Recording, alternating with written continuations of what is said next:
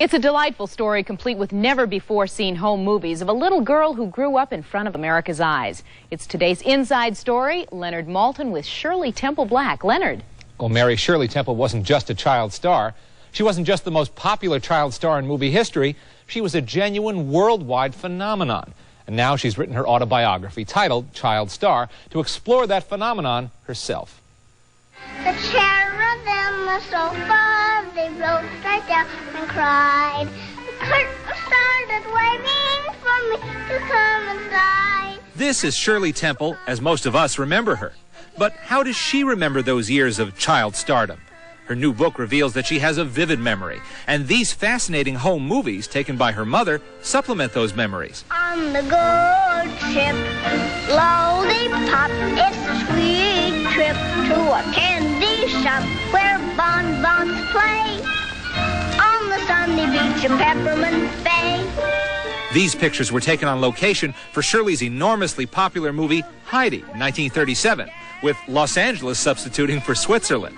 And Shirley's own memories of the filming reveal a unique child's eye perspective, especially of the actor who played her grandfather, Gene Herschel.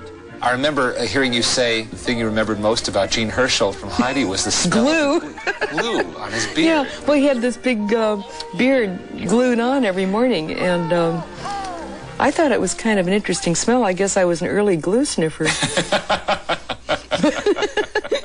But never tried it again.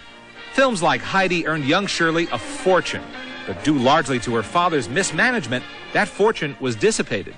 What I had earned was about $3,400,000, and what I actually had was $44,000 in the trust fund. That was all. And I said, well, that's where is it? And my mother said, where is it?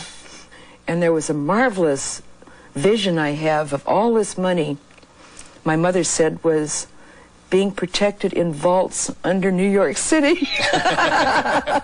We got to find those vaults, Leonard. I'll help you. But anyway, the money was gone. And I've never had any anger about it. It's just something that happened. Are you ready? Yep. Come on.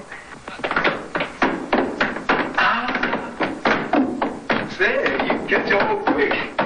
Her favorite co-star, bar none, was the great Bill Bojangles Robinson. He was probably the best teacher I had, dancing teacher. What impressed you most about him? He treated me as an equal, and that was very important. Anyone who talked down to me, or talked baby talk, or treated me as a child, I wasn't as interested in as someone who was just like you, and we are, sitting here talking. Shirley Temple Black developed other important relationships in her adult life when she became the U.S. ambassador to Ghana and held other government posts which brought her into contact with many of the world's leaders. And you've known Ronald Reagan now in two different phases of his life. Yes.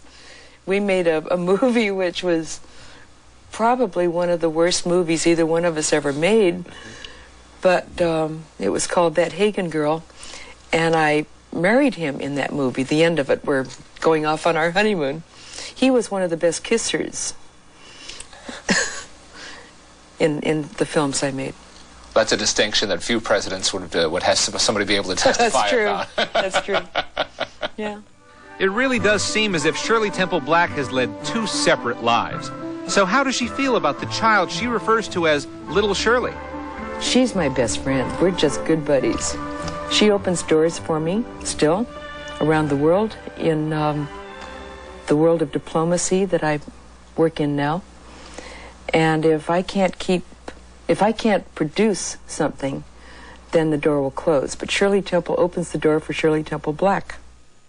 Isn't that something, though? She hasn't made a movie in nearly 40 years. She is still one of the most famous people in the world, as the clamor over her new book will certainly testify. And I might add, she's also a very interesting woman. I'll have more of my interview with Shirley Temple Black this weekend on Entertainment This Week. Thanks, Leonard. There's an only in Hollywood footnote to this story. Shirley Temple Black has been named Grand Marshal of the 100th Tournament of Roses Parade this New Year's in Pasadena. And at the age of 10, she was Grand Marshal of the 50th Rose Parade in 1939.